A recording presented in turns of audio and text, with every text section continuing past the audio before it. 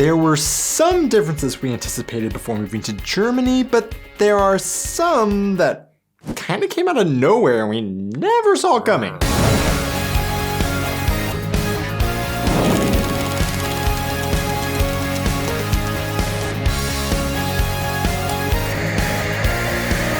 Hey guys, and welcome back to our channel. I am Donnie, and along with my wife Aubrey, we are two Americans currently living in Germany with our baby, sharing all of our experiences living and traveling throughout Europe. You would think that after 3 years of living in Germany, we would start to run out of new culture shocks or differences that we find between Germany and the US as we grow more and more accustomed to the way of life over here. And to be honest, that's generally getting more true as things become more second nature to us in Germany, or one could say as we Germanize. However, there are still random things that happen that will take us by surprise that I write down to talk about in a video one day, but it never really fits into another video's theme. Or just like something that just happened recently, we have friends from Europe who travel to the US for the first time and tell us their culture shocks, and I'm suddenly reminded of things done in the US that I had forgotten how different it is. And that's exactly what I'm going to talk about today in our video. A random selection from my culture shock collection. We've traveled all over Germany and stayed in hotels of all different types, and there's one thing that is missing from German hotels that you will find in every American hotel, and that is self-serve free ice machines. This was something that some of our friends who just traveled to the US for the first time pointed out as they were amazed to find giant ice machines available to them in every hotel they stayed at. Now, to be honest, this was something that I had actually never noticed was missing from German hotels because I never actually looked for one in a German hotel. But once they said it, it dawned on me that we had never seen them over here. So because of that, I did look it up, and turns out, yeah, this is a very uniquely American thing that I just thought was a staple in hotels in general, no matter what country we were in. My Kleenex shoes were a huge conversation piece, but man, my dogs are barking.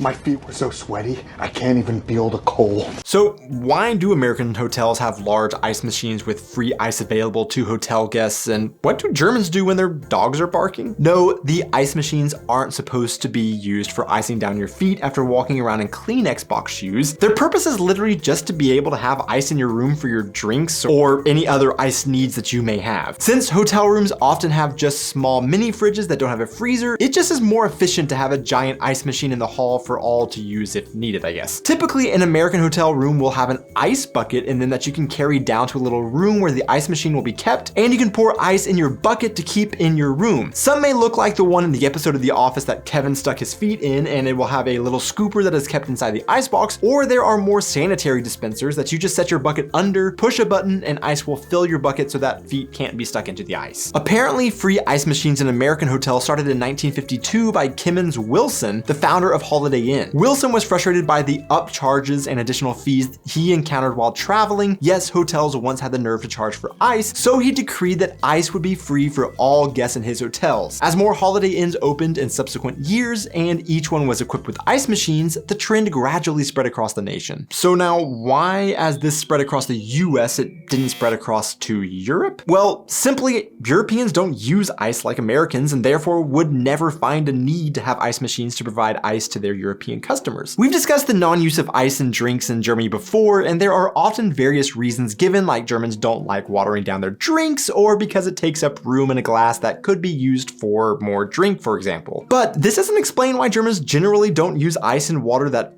obviously can't become more watered down, or why they still don't use ice when they have a bottle of soda, for example, that they can pour in a glass and just keep refilling up the glass. Just in general, Germans don't like ice and never really have. So we can start getting off topic and in the weeds looking for reasons why this cultural difference exists, like when Reader's Digest once wrote in an article about why Brits don't use ice like Americans, that they explained in it that maybe this is due to the fact that ice would be harvested in Northern America or Canada and shipped across the Atlantic and and sold at high prices in British department stores. And therefore, that price of ice in the 19th century eventually led to a culture of Americans using ice because it was affordable, unlike in Europe, where they decided they didn't want to use ice because it was so expensive. However, Smithsonian Magazine once wrote the reason is because that's just how it's always been. With a question that could never be answered definitely, that seems as good a response as any. At the end of the day, if you need some ice in Europe because they don't have an ice machine freely available, you can just ask the staff of your hotel and they will most likely oblige and provide it to you, all while wondering why anyone would need ice in their room.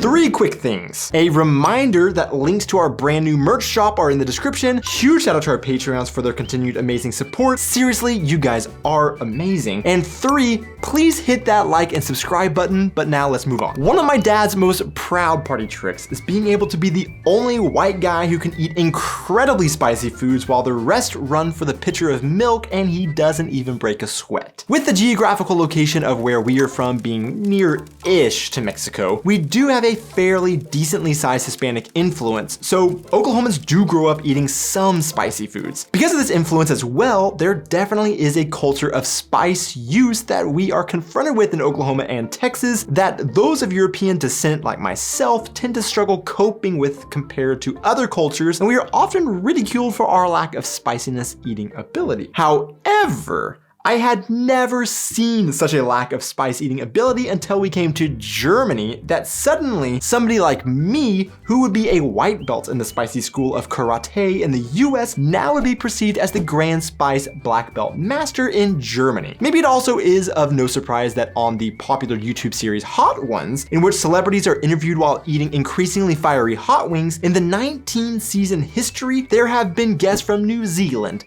Ireland, Australia, France, and whatever planet this guy is from, but not a single German celebrity. So I've briefly touched on this subject in another video where I joked about the lack of spicy tolerance of Germans.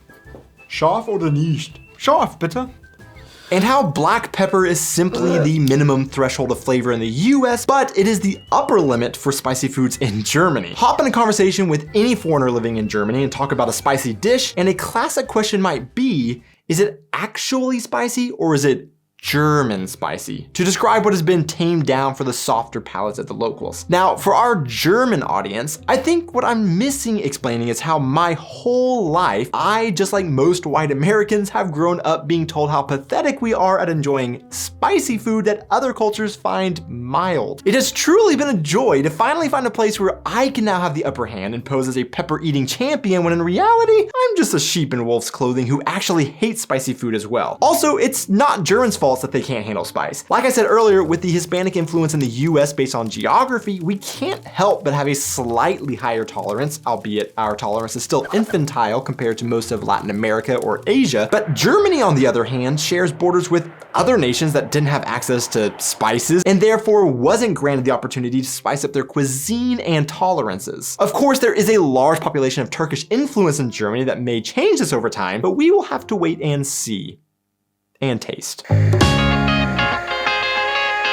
When our European friends arrived back from their first trip to the US, one of the most exciting things I wanted to talk about was their experiences in American supermarkets. One of my favorite things to do when I travel to a new country is visit a supermarket and try the different snacks, candies, drinks, or just see how everyday people function in a staple to society like a grocery store. However, I was surprised when they said that one of their biggest shocks was in the produce section, because I expected for Europeans to be shocked at the more unhealthy snacks and candies that the US is so famous for. Turns out though, it wasn't the food at all that shocked them, but actually the fact that American grocery stores missed the vegetables sitting on the shelves. So essentially, installed above the produce will be a water misting system. Periodically, it will turn on and water will gently mist down on the veggies to make them all wet. When I say this, there must be 2 questions coming to your mind. 1, why? And 2, so do Americans bring a towel with them to the grocery store just in case they are reaching for their veggies and they suddenly turn on and they get soaked? So no, many if not most American grocery stores will have a signal the water is about to turn on so you aren't surprised. For example, growing up, our grocery store would start playing Singing in the Rain on special speakers on the produce rack, and therefore you knew the water was about to turn on so you could step back and get out of the way. But also, it is a very light misting, so even if you do reach in while it is on, you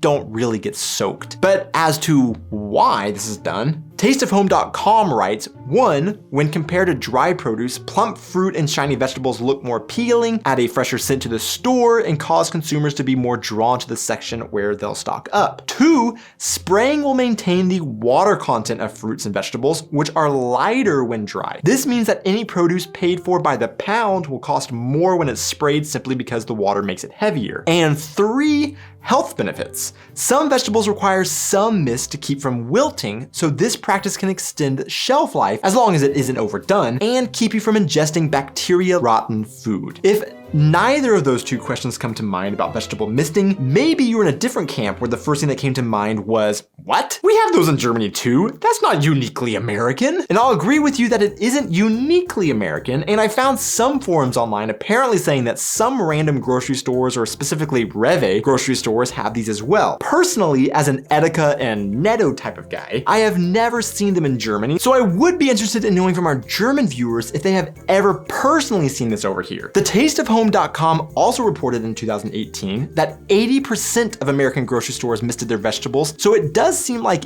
if there's a surprising German store that does this, the big difference is going to be that in the US, you will see this in nearly every grocery store, minus 20%. Unlike in Germany, I've lived here for 3 years and I'm having to ask if this is a thing anywhere since I've never seen it, and because it shocked our European friends who grew up here and had also never seen this practice.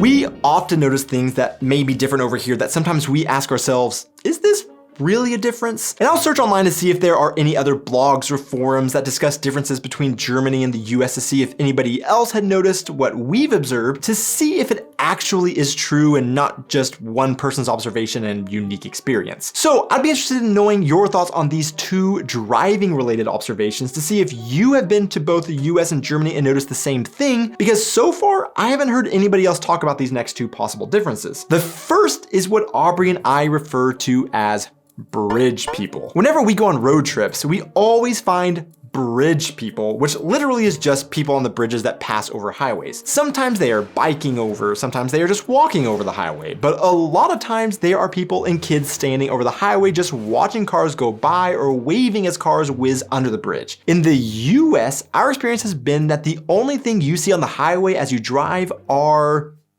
cars. And the bridges over the highways are always free of people. Now, the explanation to me is simple.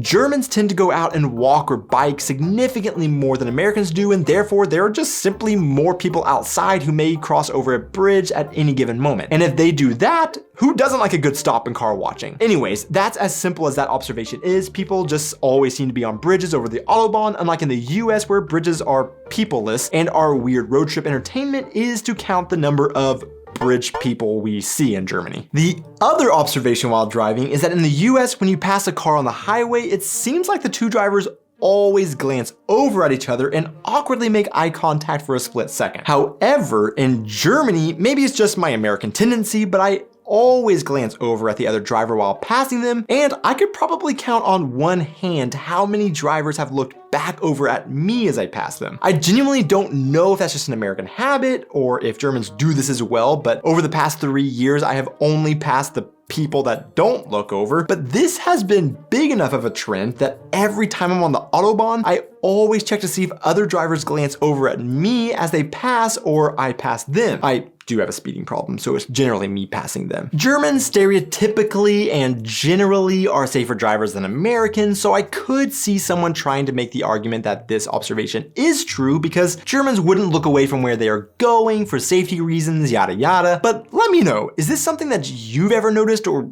do you actually think that there is no difference in Americans and Germans in this type of situation? To see who made it this far into the video, the random question of the week is Chinese food or Japanese food? Which international cuisine do you prefer? Thanks so much for watching, guys. Be sure to hit those like and subscribe buttons, and I will see you in our next video.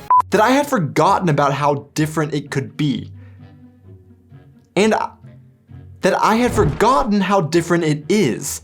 For your drinks, or if you have any other ice needs